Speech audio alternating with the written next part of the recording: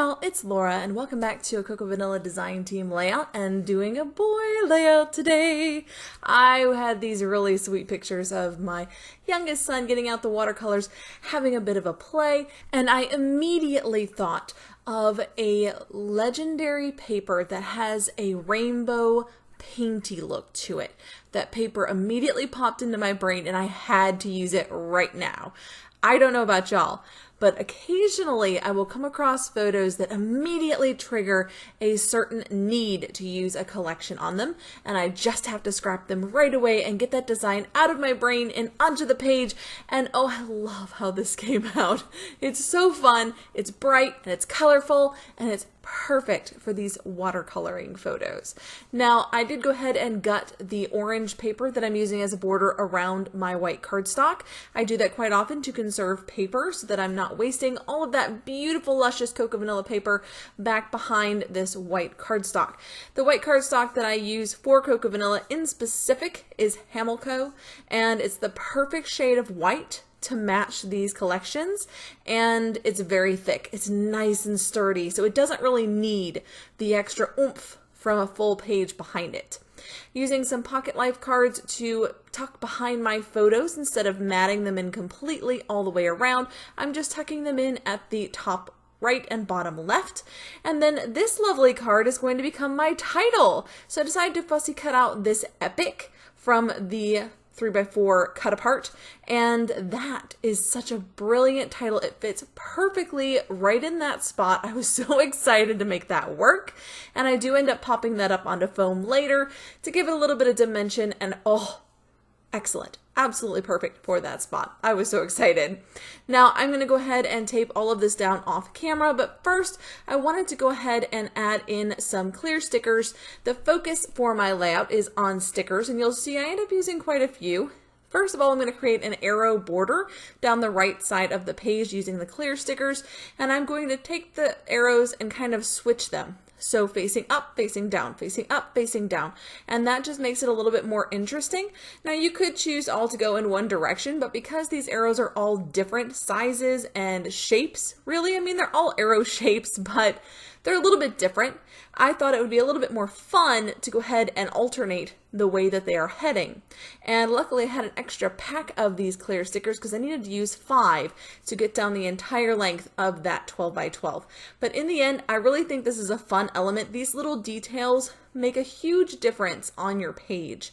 Yes, I do a very linear style overall, but having these tiny details that took you just an extra few minutes, I promise you, just makes your page pop and just gives the reader something to look at, your audience something to enjoy on every page. Now this column here behind my photos, that is the paper that was in my brain immediately, those beautiful rainbow painty stripes. And luckily I had it in scrap size, so I was able to just pull it in and kind of fit together a little border right behind it using the scraps from previous layouts. Now at first I was going to create a cluster here, and then I realized I had a whole bunch of these phrase stickers left from a cardstock sticker sheet, and I'd used the whole thing up except for the phrase stickers. And so I had cut them all apart and just tucked them into an ephemera pack, thinking, well, that'll make it easier for me to use them. And sure enough, I'm going to use a whole bunch of them down the right side of this photo. So we're getting clear stickers and cardstock stickers on this one, and I just picked out a bunch of phrases that I felt really fit how I view him painting, and varied the length of them just to make it look interesting. And then I'm going to go back in and add in some fishtails to the end of all of the banners just for a little bit of fun. I would recommend generally doing that before sticking down all of your stickers, but it didn't occur to me till afterwards. So we had to do things in the wrong order this time. It worked out fine. So now I'm adding some little bits of foam behind my letters for my title, and this will help pop it up a little bit and create a shadow underneath, and has a very cool dimensional look, which is already helped by the design of the letters because they have a built-in shadow already. And so this little bit of lift just gives them such a fun texture. It makes them bounce off the page, and I just love that. Now I decided I needed a little banner up here in the top right corner. It just felt a little bit empty, and I don't ever want to leave any trapped space on the layout. I want to give every part of the layout purpose, and so I thought by adding this little banner up here, it kind of gave this corner some purpose and filled in some empty space. So I will just glue that down there. But the star of the show, as it were, is this beautiful die cut star. I love this piece in this collection. I hope that Zoe does this again in the future, include these almost cut file style star ephemera pieces. And it's so big, and it had smaller layered stars inside of it. It is so cool. I absolutely love this piece. I end up using it for 2 areas on the layout, backing each with different colors. The larger one with this orange, again, that I've gutted out from behind the white cardstock. And then I'm going to bring in a yellow paper as well. There's quite a bit of yellow in my photo, so that helps to tie it in a little bit. Another function of this background painty stripe paper is it helps me to bring in a whole bunch of different colors onto this layout. So it's in the background got layers of blue and gray, green and yellow. Now if you kept going up the paper, it goes through red and orange. But this was the piece that I had, so we're making it work. And that's why I added that border on the outside in orange to help me bring in that color as well.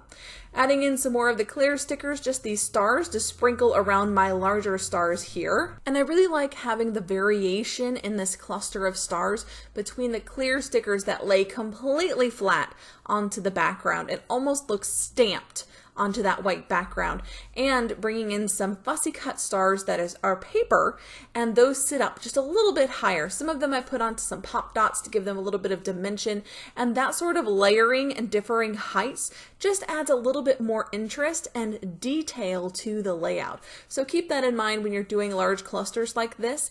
Vary the height, the size, and the type of the stars or hearts or whatever you're using in these clusters around the page. It just gives them a little bit more interest. Also color. I'm being very cognizant of the fact that I have a variety of colors in these small stars. Some of them are punched from scrap paper. Some of them are fussy cut out of the patterns that Zoe created. And either way, I love them, and I love to include stars on boy layouts. I think they're just a great shape. They're nice and versatile for any gender really, but I particularly enjoy them for my boy layouts. It's just immediately what I think of when I think of doing a boy layouts. I'm like, stars. Got it. And because these small and medium-sized stars just aren't enough, I came back in with some teeny tiny little punch stars and fussy cut stars from the pattern paper, and I'm going to sprinkle those around both my cluster of stars to the left, or what soon becomes an explosion of stars to the left, because I just don't know when to stop. I just want to keep adding all the things. So very carefully, very slowly, this star explosion just keeps growing. And in the end, I really like it. I think it's a lot of fun. But in the moment, I was like, okay, Laura, it's time to stop. It's time to stop. Slow down. Nope. Just kept gluing all the tiny stars. So went for it, added a bunch of different colors. If I could find any of the orange and yellow in particular, I went ahead and added those in for a little bit more dynamic, because there's a lot of blue and gray on this layout. And I want to make sure I have a good mix of colors. I am also going to add a little star up there to the banner at the top right. Again, just a little detail, just something small that adds a little bit of oomph to that little cluster. And then we'll come in with some Nuvo drops. Now, while I'm finishing up these stars, I did want to take a quick moment to tell you to check out the Cocoa Vanilla Studio blog and see the detailed photos for this layout and a quick explanation of my process. And that website is cocoavanilla.com.au. So now here is my Nuvo for my controlled splattering. My scattering was with the stars, my splattering comes after, and these two detail steps really help finish off a layout for me. So I use Nuvo as my detailed controlled splattering, and then I come in with gold ink spray to use my uncontrolled splattering, and I'm mostly just adding this around the left side, just integrating the stars into that white space. Now I'm adding some enamel dots at the end of my word phrases, just because I want to denote the fact that they are separate word phrases, and I wanted to make a dent in these enamel dots, and these middle-sized ones are perfect. One of the things I love about Zoe's collections is she doesn't put as many of those big giant enamel dots. shots, you get a lot of the little ones and some of the medium ones and some larger ones, but not giant ones. And I really appreciate that because those giant ones are harder to use. Now, in the end, I do end up adding a couple of the larger white ones at the top and the bottom of the blue strip, just to add, again, a tiny detail. It actually looks like a brad the way it's on there, and I like the idea of it looking like it anchors that blue strip to the background. You'll see that in the photos at the end. Until next time, bye guys!